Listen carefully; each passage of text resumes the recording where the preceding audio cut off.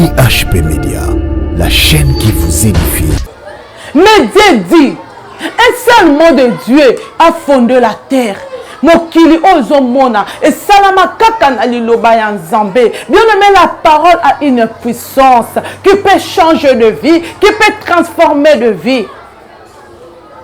Josué 8 a dit que ce livre de la loi ne s'éloigne point de ta bouche. Médite-le jour et nuit. 1:8. Alléluia. Liloba ya Nzambe longa na monoko na yo te manyola yango na tongo na midi na pokwa. Oko inculquer liloba ya Nzambe même na bana na yo tango bokolala tango bokolamuka bien aimé tango yo zo tia liloba ne zo vanda kati na yo eza lokola semence olingo linga te ko botambuma na vie na yo tango zo rappeler Nzambe butu na moyo olingo linga te e ko botambuma na vie na yo na situation oyo zanango. Mais lelo peuple de Dieu tolingi kaka yaka kuna bazo sala boy yo wana okimimbango ke yaka kuna bazo zongsa boy okimimbango ke yaka kuna bien aimé okoki kotambola kana problème wana mokili mobimba tant que yo moko ozwa conscience te ya koluka Nzambe na kati ya liloba na ye. Bien aimé, laisse-moi te dire, rien ne changera dans ta vie. IHP Média, la chaîne qui vous édifie. Shalom, shalom, peuple de Dieu. Que mon Dieu vous bénisse. Que mon Dieu vous fasse encore beaucoup du bien. Tika Nzambe yalola apambola yo esika nyonso zwami lisusu kolanda biso na kati ya nouvelle édition na biso oyo. Bien aimé, avant toute chose tokobanda na prière esika ozali opusani toza kosambela elongo. Tata Nzambe na kombo na Yesu Kristo de Nazareth. Na pesio merci Nzambe malamu Nzamba nguya nyonso pe ya bilembo. Nzambo apesi biso opportunité oyo topusana lisusu kolobela de ta part. Bibelobi tout passera mais ta parole ne passera point. Ta parole est vérité, ta parole est vivante.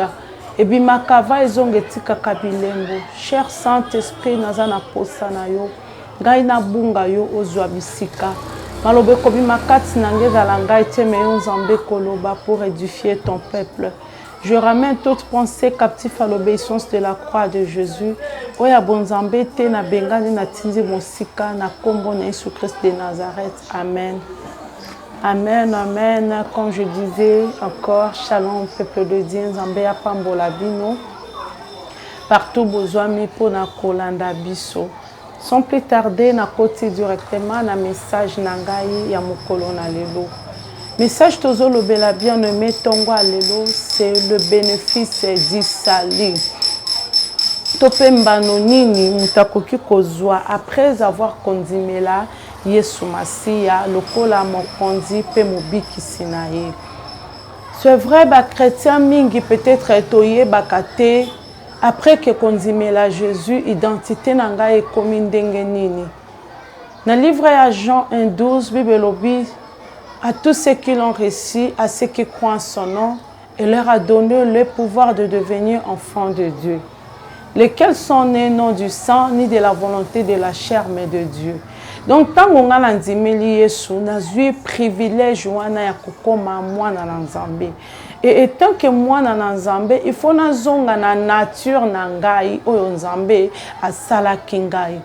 Depuis le jardin d'Éden, quand Dieu créa l'homme, Nzambe apesa ki mutu donc ki ba tout katina ye nyonso oyo tokoki koluka na mokili.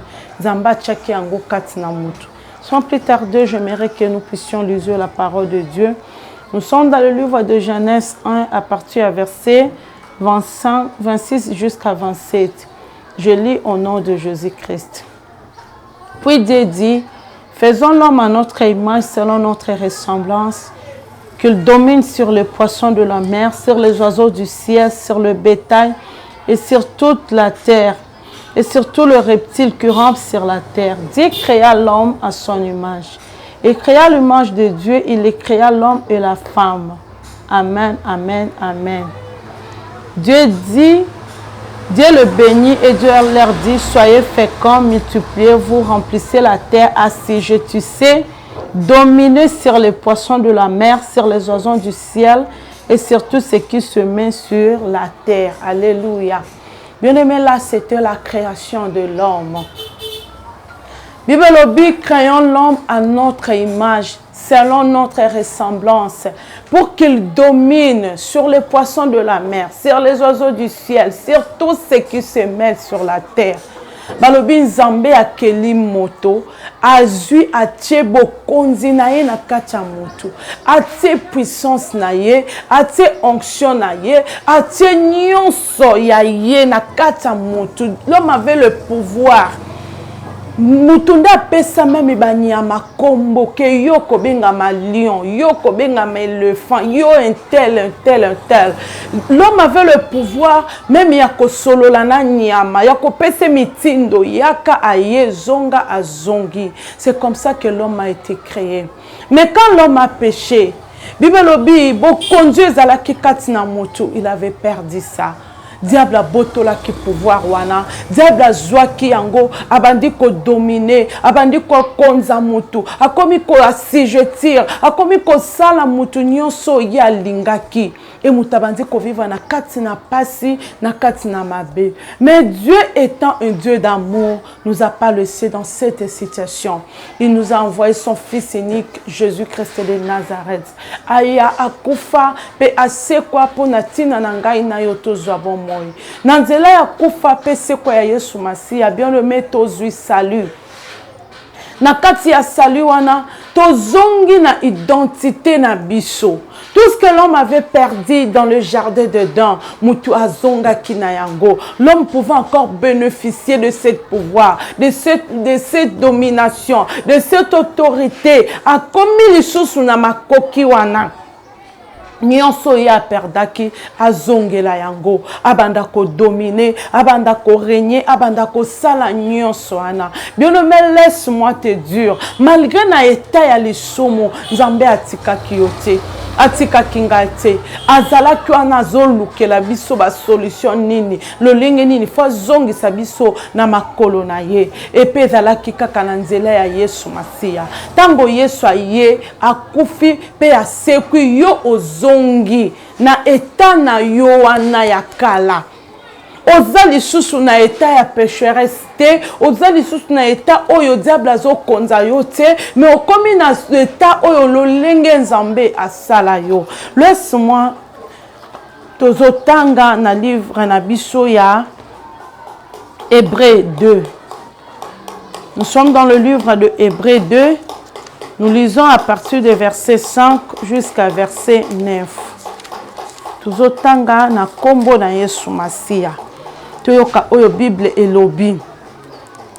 En effet, ce n'est pas à des anges que Dieu a soumis le monde à venir dont nous parlons. Or,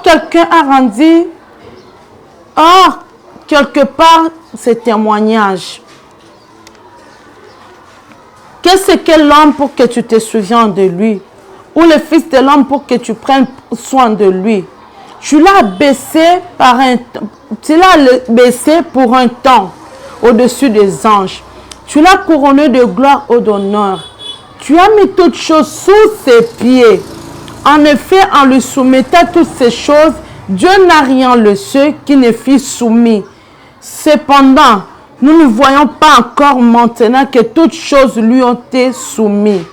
Mais celui qui a abaissé pour un temps au-dessus des anges, Jésus, nous le voyons couronné de gloire, d'honneur à cause de la mort qu'il a souffert, afin que par sa grâce de Dieu, il souffre de mort pour tous. Amen, amen. Bien-aimé, passage au Bible na biso lobi, eza na ba ange te, ke Nzambe atiaki mokili oyo mpo na ba régner, mpo na ba dominer, mpo na ba sala nyonso. Mais azui yango atie yango epai ya moto oyo akelama na ekelamune. Moto Nzambe lobi, faisons l'homme à notre image selon notre ressemblance. Ezali yo na ngai. Tango Nzambe azui bokonzi wana apesi yo atie yango, balobi ezalaki kaka na tango mokie oyo Nzambe ayebaki na kokitisa biso. ayebaki na koemilie biso parce que tosumukaki, parce que toperdaki bokonzi wana. Mais balobi na tango mulai à travers la mort de Jésus tozwinga na yo grâce wana ya kobengama lisusu bana na Nzambe. Balobi Dieu a mis toutes choses sous nos pieds. Nyonso yozomona na mokili bien-aimé oyo ndimeli Yesu aza mokonzi aza mobikisi na yo eza na se ya makolo na yo. Tu as droit à vivre pleinement le bénéfice du salut dans ta vie. Tu as droit à vivre pleinement la grâce de Dieu dans ta vie. Tu as droit à vivre pleinement la bénédiction de Dieu dans ta vie. Tu as droit à vivre pleinement toutes les bonnes choses. Dalobi Nzambe asumeta mokilo na ba ange te. Ba ange baza ba sali ba serviteur na biso oyo papa atia na disposition na biso pona ba sali la kabiso. Bon conduire eza kati na yo na ngai e kokani kutu na eza na ba ange te. Mais combien de enfants de Dieu tozo se sous-estimer? Tozo ba ko utiliser to ko exercer pouvoir oyo eza kati na biso te. Et nous continuons à souffrir nuit et jour. Nous continuons à kotambola, okobaluka mokil mobimbo ke na gauche, ke na droite, et kota ki boy, zonga ki boy, na sala ki na saki, mais rien ne change dans ta vie. Rien ne marche. Pourquoi, bien-aimé? Le nom na lingenga ina yo, to banda ko changer le lenge na biso ya komona makambo. To banda ko renouveler les sous conscience na biso liboso na Nzambe. Pour que nous puissions vivre pleinement le bénéfice de ce salut, au Christ a pessingai. Quelque part, Pierre a tourné Jésus. Alors nous avons tout quitté, nous t'avons suivi. Toko gagné ni na kati na mokilo. Bien aimé, yoka réponse à Yesu. Yesu lobe zana motote atika pona ngai, libota na ye. Makambo ya yezala ka précieux landingai pe à perdre. Abina sena mokilo nyonso bo perdre bokobanda kozo yango au centuple. Et puis na lola na bongiseli bino la vie éternelle. Laisse-moi te dire, peuple de Dieu, avant ngana yoto kende lola, avant ngana to banda ko bénéficier na vie éternelle, on a des choses à bénéficier ici bas. Na kati na mokilo toza na biloko foto bénéficier toza pe na makambo biso to banda ko jouir na yango mais lokoni ezo sala ke to jouir na yango te et lokoni ezo sala ke continuer toujours na kati na pasi na kati na vie en médiocrité. Bien aimé, il y a trois choses on a énuméré. La première des choses est que l'ignorance à la parole de Dieu. Amen, amen. Bien aimé, ceux qui ont yebi liloba Nzambe te, oyezo loba pona tina na yo, situation na yo ekotika la bongo, okotambola, okobenga basala Nzamba mokili mobimba, bakosambela pono, balobino leki même na ba délivrance, babimisio ba démonion, mais ta vie ne changera pas tant que toi-même tu ne connais pas la vérité. Toi-même tu ne connais pas que ce que la parole de Dieu te dit. Mon peuple périt faute de connaissance. Osée 4:6. Libota nande zo kufa parce que zangi connaissance. Parce que yo yebi na yo te. Ninyo liloba Nzambe zo loba pona yo. Eloko pe ya malamu ko sala mezate. Dans le livre de Hébreux, la Bible nous dit, tant que l'héritier est encore enfant, il est différent de rien na moto oyazana donc azana héritage te. Na koko za l'héritier. Bozunyo so oyo balobi nanga eza ya ngai. Mais soki naza mwana mukie, bien aimé ba pesa ngo héritage wana te. Mwana mukie ba pesa ka e bozwi wana te. Ba pesa ka ete ke abanda ko dondwa, abanda ko diriger ba entreprise parce qu'il est encore enfant. Mais une fois que akoli ayebi ba droit na ye ayebi ke oyeza ya ye abandi ko bénéficier, c'est alors à cause de entreprise na ye à cause de kambu na ye abandi pe ko kamba yango azo sala yango entre Dieu.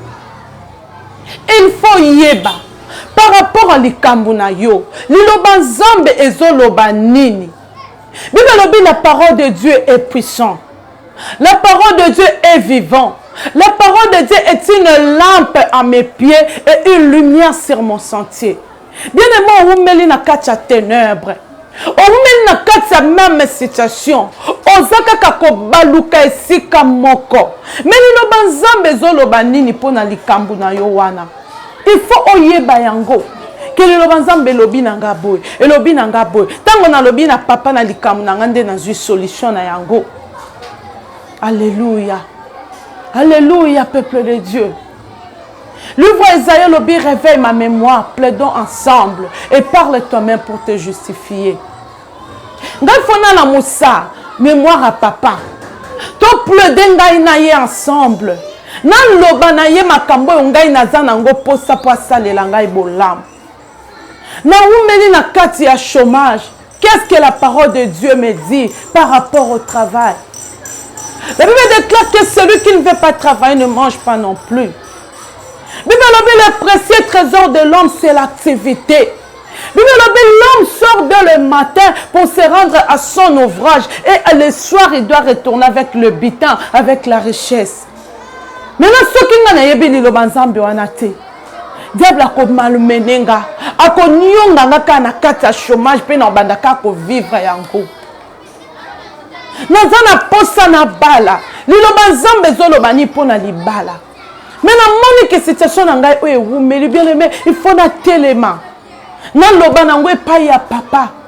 Papa bakendaka ni dans le vidité. Papa bakendaka liboso nete ozolela, okolelo silisi solution pour ozwa ezalati.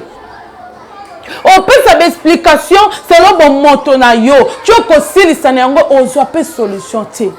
Mais il faut obanda koloba na papa makambo oyo etali liloba na ye ozongi selie. Bible lobi la force des rois c'est sa parole. Mokonzi bakanga kena liloba na ye. Tango lobi ne ke liloba no loba ki boy. O lingo lingate il est dans l'obligation de le faire. Mais tango yozo loba te. Yo moko yebi yango te. Liloba chrétien to komi ko préféré to le ki satan na biso nyonso liboso ya téléphone. Et tant que vous avez un téléphone, il y a une application de A à Z au côté. Et puis quand vous avez un côté, vous avez un kata liloba, un kata nzembo nzambe te. À cause du coup zongi kuna bimi kuna toujours des futilités. Non bien aimé. Yango tende bon sa vie na yo. Yango tende changer vie na yo. Bible le au commencement, la terre était informe et vide. Mais Dieu dit, un seul mot de Dieu a fondé la terre. Mokili ozomona et salama kaka na liloba ya nzambe. Bien aimé, la parole a une puissance qui peut changer de vie, qui peut transformer de vie. Josué 8 a dit que ce livre de la loi ne s'éloigne point de ta bouche. Médite-le jour et nuit. 1:8. Alléluia. Liloba ya nzambe longa na monoko na yo te manyola yango na tongo na midi na pokwa. Oko inculquer liloba ya nzambe même na bana na yo tango boko lala tango boko lamuka bien aimé tango yo zo tia liloba ne zo vanda kati na yo eza lokola semence olingo linga te ko botambuma na vie na yo tango zo rappeler nzambe butu na moy olingo linga te e ko botambuma na vie na yo na situation oyo zanango. Mais lelo peuple de Dieu tolingi kaka yaka kuna bazo sala boy yo ano kimimbango ke yaka kuna bazo zongsa boy okimimbango ke yaka kuna bien aimé okoki kotambola kana problème wana mokili mobimba tant que yo moko ozwa conscience te yako luka nzambe na kati ya liloba na ye bien aimé laisse-moi te dire rien ne changera dans ta vie. Okanga bandoki partout il y aura pas de sorciers. Ndoka oloka yo na situation na azate mais ignorance na yo kozanga koyeba nonde zo loka yo. Aujourd'hui prends la décision de lire la parole de Dieu, de le méditer. Ya ko vandi sango na motema no. O banda maintenant ko prier en fonction de ça. O confesser liloba ya nzambe na tongo na midi na pokwa. Bible obita la parole de Dieu est une nourriture pour mon âme, c'est un médicament pour mon corps. Eza bilei po na zoto nanga eza kisi po ni limo nanga tango nazo yoka yango tango nazo salela yango tango nazo tia yango en pratique bien aimé makambo ezo changer na vie nanga parce que toi a été créé par la parole et loko moko te salama en dehors de la parole na lingi lelo à travers message oh bien aimé joie décision ya kobanda ko salela liloba ya nzambe. Combien de chrétiens attaquent au méditer Ndenga lalaka, ndenga lamukaka. Bible est en souka dimanche en église. Et la plupart n'ont même pas de Bible. Même au kabilo pas cher, tozo somba. Pourquoi ne pas acheter la Bible? Au bandape ko exercer yango selon le Saint-Esprit. On fait comme on a bilembo dans Zambé. Et la deuxième des choses que j'avais énumérées, c'est bien la prière. Alléluia. Livre 1 Thessaloniciens 17, et l'obi nabi 5, 17, et l'obi, prier sans cesse. Bien aimé, le sambe à la kanangouya. Le sambe change la situation. Le sambe tindika kanzambe asala ba miracle na vie na yo. Okomona na kati ya Bible, batunyo so ba mona ka bilembo na Nzambe, c'était les hommes et les femmes de prière. Bien aimé, sans la prière, tu ne feras rien. Sans la prière, ta vie ne changera pas. Bakoko sambela pona yo. Mais le sambo ba sambela pona na oyo moko sambela. Et ça des choses différentes. Mon Nzambe sambela pona nga, oui, je vais prier. Mais non cause à 2 minutes, en cause à 3 minutes, parce que vous êtes tellement nombreux. Mais yo moko so telemi liboso ya Nzambe. Bien aimé, ce que le sambe changea, beaucoup fa et pas ya Ézéchiel c'est pesa et bon moy. Balobi kolo atindi prophétie. Alobi ne bon allo préparer nyonso parce que le mourant ne vivra pas. Balobi na ko bangane, il se disposa à chercher l'Éternel na moment wana. Zamba zongisi prophète abi kende loba na ye na changer décision et na baki celui 15 ans de vie. Bien aimé, boni ba chrétien tozo ko kalsus ko sambela te. À cause de réalité de la vie, à cause des situations difficiles. Yesu yemoko balobi na tongo avant soso elela Yesu azo matana ngomba pona ko sambela. Est-ce que ebi soso ya liboso abanda kolela quelle heure? Tango wana babanda ko bon sa journée. Tango wana babanda ko kota na kati intimité na Nzambe. Bien aimé, qu'on rate ta prière te ya 2 minutes il s'enquérait les kakayote. Moi na Nzambe ya solo et wana oza na mbetu no na chambre na yo pasteur na yo aza pembeni na yo te apôtre aza te na te mais toi-même d'abord tu dois te lever. Il faut yeba ko kolisa intimité na yo na Nzambe. Bien aimé, prie et prie encore. Le sambe change à kanyonso. Yesu ye moko obabenga ye 100% Dieu, 100% homme. Mais azomona azokende sur la croix. Azomona épreuve à ma casse. Ototangi na hébreu. Balobi Dieu l'a abaissé pour un temps. Et puis il l'a couronné de gloire. De ne pas sa gloire wana. Il a fallu qu'il prie. Laisse-moi te dire, si cette nuit à Gethsemane, Christ n'a pas prié. Peut-être un gars qui a surmonté prévoyoté. C'était tellement difficile. Bon, le sambela jusqu'à ce que abimisi na nini oyo mutoki ya makila. Est-ce que yozo attend au sambela? Mon apôtre nous disait toujours, alors bien la lingi batu au sambela le sambote ya ze ya Thompson to ya sardine. Au lieu na yango te moyeka ko simbi yango et bébisio comme yoka solo. Mais réellement lié yango, c'est ça la prière que tu dois faire. Bien aimé, tu dois prier jusqu'à ce que Dieu exauce ta prière. Tu dois prier jusqu'à ce que ta situation change. Tu dois prier jusqu'à ce que mon a le boko ya Nzambe na vie na yo. Oh l'Égyptien ba mona ki ba bi ça c'est le doigt de Dieu. So ba mona ka mi sapi ya Nzambe mais ba mona mi lembo. Bien aimé, vie na yo ane koko changer mais changer ka na lo sambo. Okobanda ko expliquer mon kill mon ba problème non ngayawe mobala kimangala bana ngayawe chômage na ndaku ngayawe. Bien aimé, tant que tu ne connais pas qu'est-ce que la parole de Dieu te dit par rapport à ça, tant que tu ne pries pas, laisse-moi te dire situation ne kotikala kaka ndenge moko. Okobenga na yo bandoki okangi bango okangi ba magicien okangi bo cultiste na bisio ezane loko résista kana nguya ya lo sambo te. Et tu dois prier au nom puissant de Jésus-Christ de Nazareth pour voir les effets tangibles dans ta vie. Bible, vous demandez, vous ne recevez pas parce que vous priez comment? Mal. dans le but de satisfaire vos besoins. Mais demandez et vous recevez afin que votre joie soit comment? Parfaite.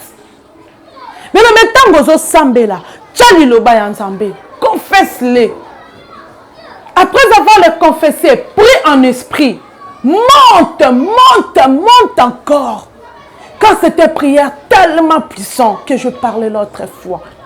Nous les démons, nous les anges, nous les sorciers, yo kakayangote, mozaka na contact yo na lola. Bible le biso que celui qui prie en langue, c'est du fil lui-même. Non lobela nanga prière en langue mais non la lobela yo que tango yo zo sambela, confesser la parole de Dieu et monte en langue et prie au nom de Jésus-Christ de Nazareth. Tu verras le changement dans ta vie. Au monde on kola ko salé la yo. Bien aimé, c'est ça. Ce qu'on va dire qu'on pratique biloko yo. Ne ko zongisa yo. Na kati le lenge onzamba sala yo. Tu auras le pouvoir. On va ko exercer. Nyonso onzamba salé la yo. Pezongo e banda ko sala befe. Au monde mokilo ko to sa yo. Au monde makambe ko changer na vie na yo. Et pour citer, na meki kolobela mukie sur la sanctification. Bien aimé, si aujourd'hui la parole de Dieu, si aujourd'hui la prière, au combiné en gros, la sanctification, que tu le veuilles ou pas, tu verras comment ta vie changera.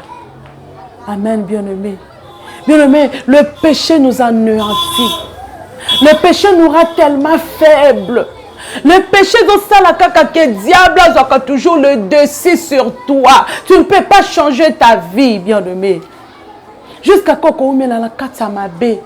Na kata masumu jusqu'à quand on met la vie wana non c'est pelato tanga na Hébreu 1:9 sommes à la fin. Tu aimes la justice et tu haïs l'iniquité.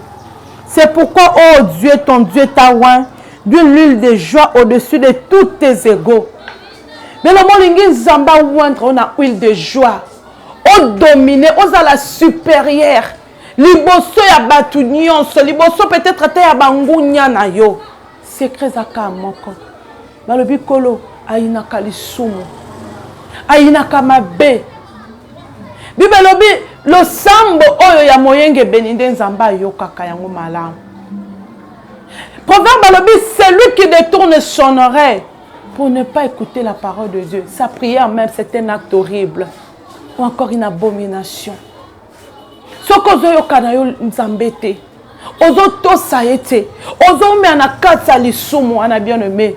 Eza pasi kolo ayoke la yo pe ayano la yo. Eza pasi au vivre pleinement le bénéfice du salut que Dieu t'a promis, que le ciel t'a proposé. Et pour chuter, je vais dire, dans le salut, je suis béni. Dans le salut, je suis délivré. Dans le salut, je suis la tête et non la queue. Dans le salut, ma vie doit aller de l'avant. Dans le salut, je suis riche. Dans le salut, na bengami na mona bolamu, makambu sa malamu. Oh, eza na mokilo bien ménager en na kati na salut. Et Dieu a mis toutes choses sous mes pieds. Nyonso nazomona na mokilo eza na se ya makolo nanga. Mais nga pona matela yango na régner na dominer na pesango mitinde to sangai faut ce qu'on a za la mutu oyo akoti na ba principe oyo mutu azo yo kalilo banzambe azo salela yango mutu alo sambo pe mutu ya banga kanzambe yone mesoki baba kambu misato yo sangisi yango na vie na yo tu verras combien ta vie changera et tu seras puissant et puissante. On est si quand vous avez bien aimé, nous allons prier. Nandimi liloba oyo, et jubi sika na motema ya mutu moko et quelque chose va se passer dans ta vie. Ferme tes yeux là où tu es. Déclare après moi, Tata Nzambe, na kombo na Yesu Kristu, liloba no ekitaka avant ezonga etikaka bilembo. Na yo ki liloba na yo, Saint-Esprit naza na posa na yo. O wandrenga lisusu pesanga makasi ya koumela na si aliloba na yo ya koumela na vie de prière ya kobanga nzambe en fait que identité nanga ona bungisaki na jardin dedans na zongela yango Pe na sala besploit elongo na Nzambe. Au nom puissant de Jésus. Merci Jésus. Toi qui écoutes les prières et tous les hommes viendront à toi. Nanzimi en solo lo sambo yo yoki oyano libiso. Pe motonyo so qui liloba o qui a eu un changement dans sa vie. Au nom puissant de Jésus-Christ de Nazareth. Amen. IHP Média, la chaîne qui vous édifie.